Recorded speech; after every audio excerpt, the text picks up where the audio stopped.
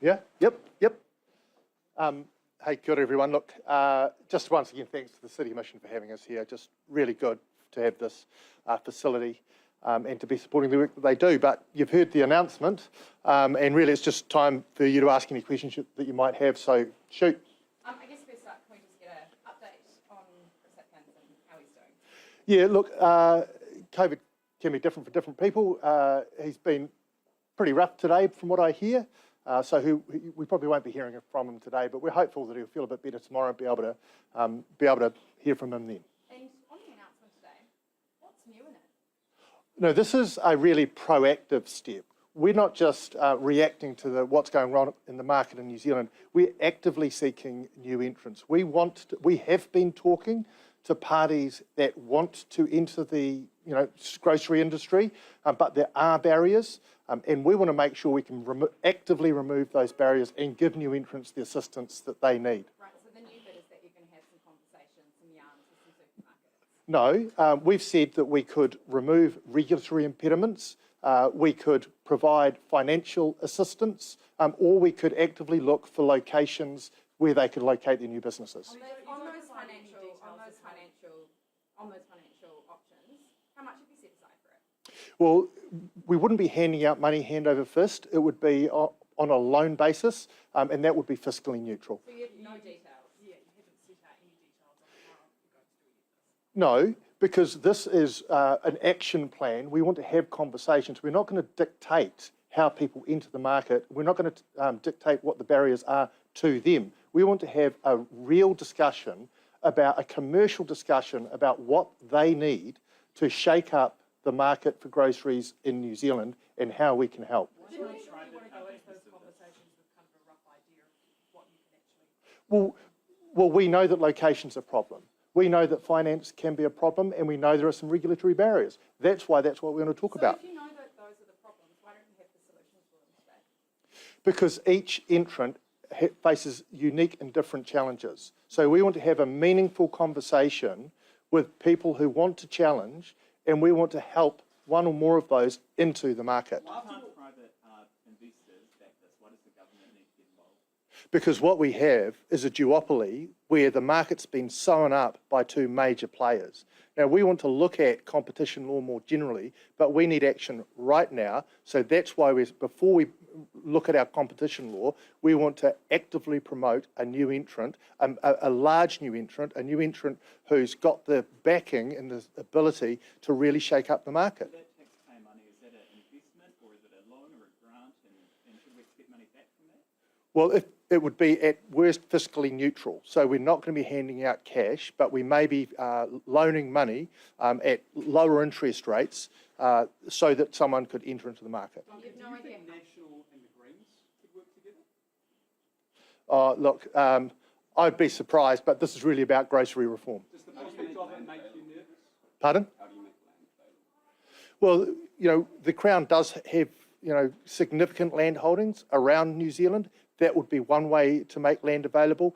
The other way would be to look at fast-tracking consenting. You've already announced that you'll be making more land available. You've already announced most of what is in your plan. It appears the new bit is that we were open to having some chats with some supermarkets. No, it's much more than that. It's being prepared to actually support, through regulatory changes, through the provision of land, or through the provision of finance, meaningful challenges in the market. You said that you've already been having conversations. So did you say that you've already been having conversations with supermarkets overseas?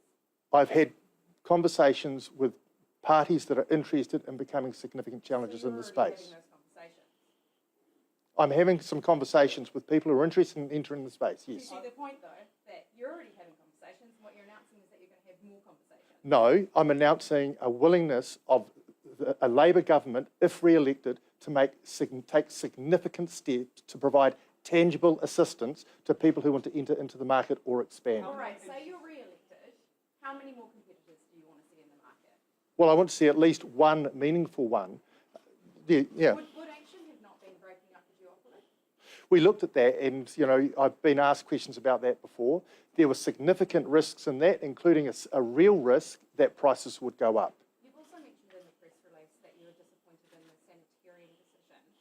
So what went through your there. What did you see when you saw those reports of what Sanitarium had decided? Well, I thought that the actions of Sanitarium would mean that kids' breakfasts became more expensive, and I think that's pretty unethical. You think that decision was unethical? I do think that, yes. Is that an overstep from a minister, a government minister, to be making such comments on businesses? No.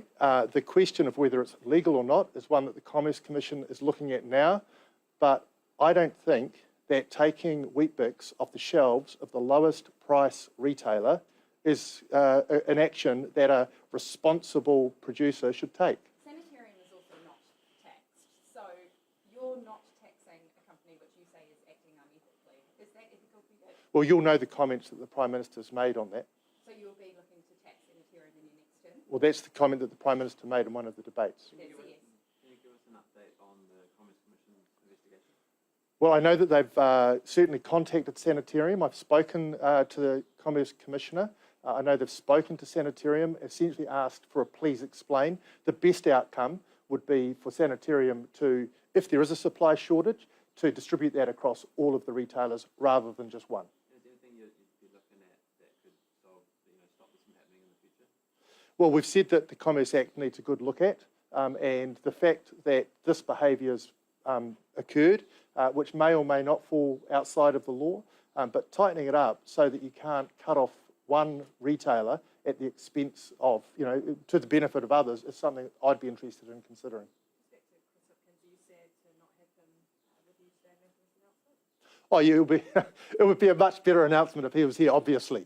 And just on early voting today, when are each of you going to be voting? Are you saving it up for election day, or are you going to be getting in early?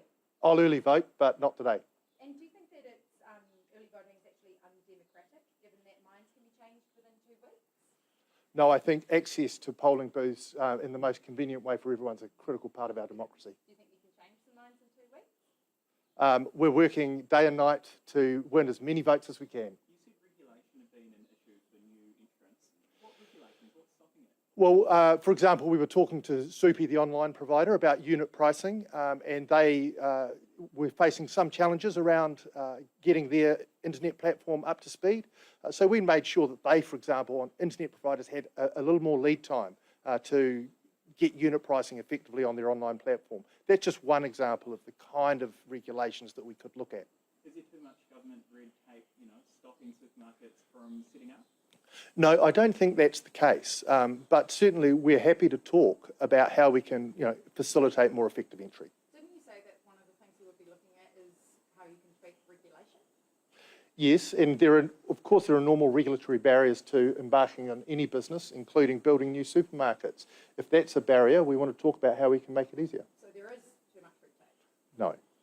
But how can you have it both ways if you are open to changing regulatory barriers to entrance into markets, but then say there's no red tape in the way? Look, the regulation is there for a reason.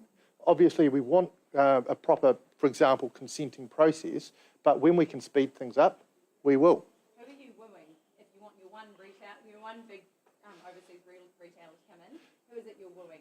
Oh, firstly, not necessarily overseas, but we haven't picked a favourite. We want to see all of the opportunities that are out there and pick the best one. So, all right, probably about done there, I reckon. Thanks very much. Thank you. Well done.